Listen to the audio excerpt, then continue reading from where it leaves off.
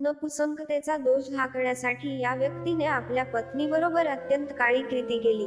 लग्नाला 5 वर्षे पूर्ण झाली तरी मुलं होत नसल्यामुळे लोकांच्या तोंडाला अडथळा यावा म्हणून त्याच्या डोक्यात एक विचित्र कल्पना आली.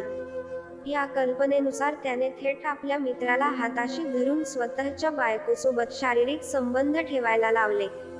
माझ्यासाठी हे एक काम कर आणि माझ्या बायकोला गर्भवती कर, अशी विनंती त्याने केली.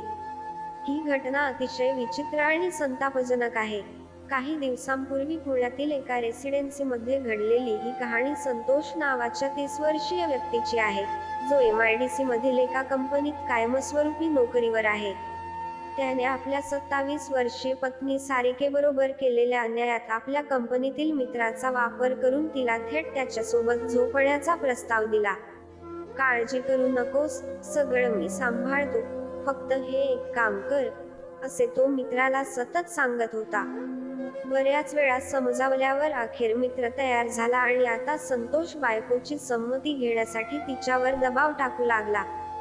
दररोज घरी आल्यावर तो तिला सरळ सांगायचा की मी माझा एक मित्र घेऊन येणार आहे आणि तुला त्याच्याशी संबंध ठेवावेच लागतील, कारण आपल्याला मुलं हवी आहेत आणि माझ्याकडून ती होणार नाही. तू तयार राहा, कारण मी काही ऐकून घेणार नाही. बायकोने कितीही नकार दिला तरी संतोष ऐकायला तयार नव्हता. तब्बल 15 दिवस तो प्रचंड तणावात होता आणि सारिकेशी एक शब्दही बोलत नव्हता. अखेर त्याच्या दबावाला कंटाळून प्रेमापोटी सारिका त्या मित्रासोबत संबंध ठेवायला तयार झाली.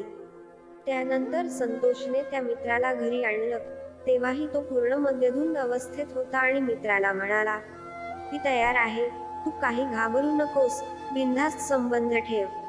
नाईलाजाने सारिकाने हे शारीरिक शोषण सहन केलं.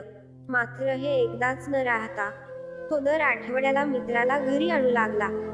सारिका त्रासाला कंटाळली होती, पण संतोषला मुलं हवी होती आणि त्याच्या मते मुलं झाली तर समाजात त्याची इज्जत वाढेल. या आशेने सारिकाकडे काहीही पर्याय उरला नव्हता. मुलं होत नसल्यामुळे सतत तणावात राहणारा संतोष वारंवार दारू प्यायचा आणि आपल्या मित्राला 3-4 दिवसांनी घरी बोलवायचा.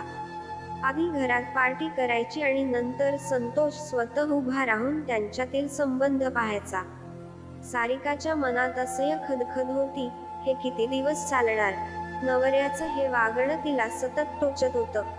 अखेर तिने हिंमत एकवटून थेट पोलीस स्टेशन गाठलं आणि नवऱ्या व त्याच्या मित्राविरुद्ध तक्रार दाखल केली. तिने पोलिसांना घडलेला प्रकार सांगितला तेव्हा पोलीसही हादरून गेले, कारण हा प्रकार पती पत्नीच्या नात्याला काळिमा फासणारा होता.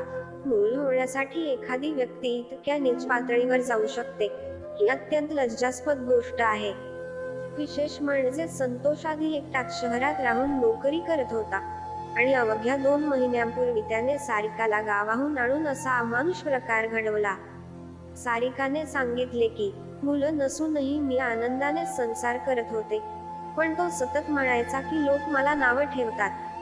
तुला माहित आहे की दोष माझ्यातच आहे. लोकांनी मला चांगल्या नजरेने बघावं म्हणून तू माझ्यासाठी एवढं तरी करू शकतेस ना. आणि मी नकार दिला तर तो माझ्याशी बोलायचाही थांबायचा. त्यामुळे नाईलाजाने मी तयार झाले. अशा प्रकारे त्या महिलेने आपल्या नवऱ्याविरुद्ध आपली व्यथा मांडली. संतोष आणि त्याच्या मित्राला पोलिसांनी ताब्यात घेतलं, पण मित्राच्या माध्यमातून मुलं झालीच तरी संतोषचा यात काय फायदा, कारण तो आयुष्यभर हाच विचार करत जगणार होता, ही मुलं माझी नाही.